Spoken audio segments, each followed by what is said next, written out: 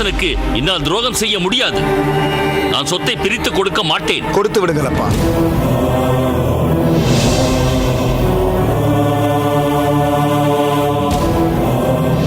பெருமாளுடனே இருந்து அவருக்கு சேவை செய்வது மட்டும்தான் எனக்கு மகிழ்ச்சியை அளிக்க முடியும். ஆகையால் நான் வீட்டை விட்டு வெளியேறுவது என்று முடிவெடுத்து விட்டேன். அதை தவிர வேறு வழி இல்லை அம்மா.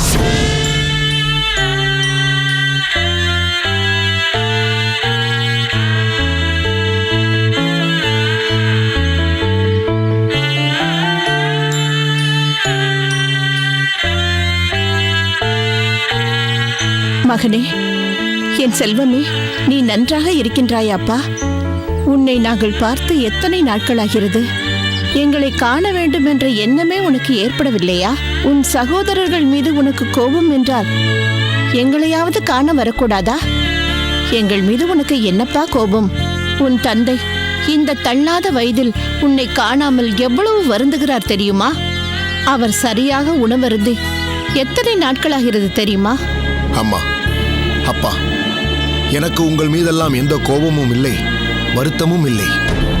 ஏன், என்னுடைய அண்ணன்மார்கள் மீதும் எனக்கு எந்த கோபமும் இல்லை அம்மா.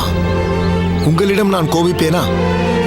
அன்னையும் தந்தையும் முன்னறி தெய்வம் என எனக்கு சிறு வயதில் நீங்கள் போதித்ததை மறந்து விடவில்லை அம்மா. ஏனப்பா எங்களை இத்தனை நாட்களாக வந்து பார்க்கவில்லை? அப்பா, வீட்டிற்கு வர வேண்டாம் என்றோ உங்களையும் அம்மாவையும் காணக்கூடாது என்றோ எனக்கு எந்த எண்ணமும் இல்லை அப்பா. நந்தவனத்தில் பூக்களை பறிக்கவும் அதை தொடுக்கவும் பின்பு கோவிலுக்கு சென்று அதை சேர்க்கவுமே எனக்கு நேரம் போதவில்லை அப்பா.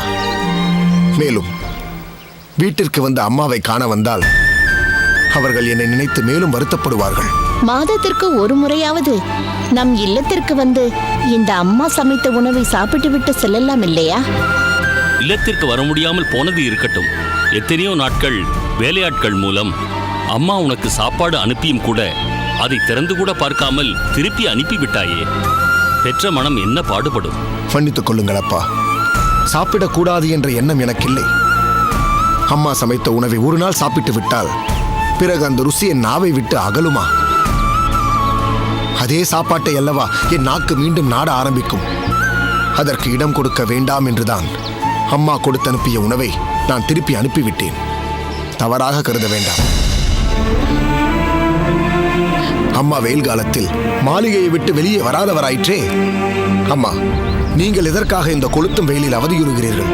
இது அவதி இல்லையப்பா. மாத கணக்கில் பெற்ற பிள்ளையை பார்க்காத என் கண்களுக்கு இந்த வெயில் குளிர்ச்சியாகவே தெரிகிறது பார்கவதாசா.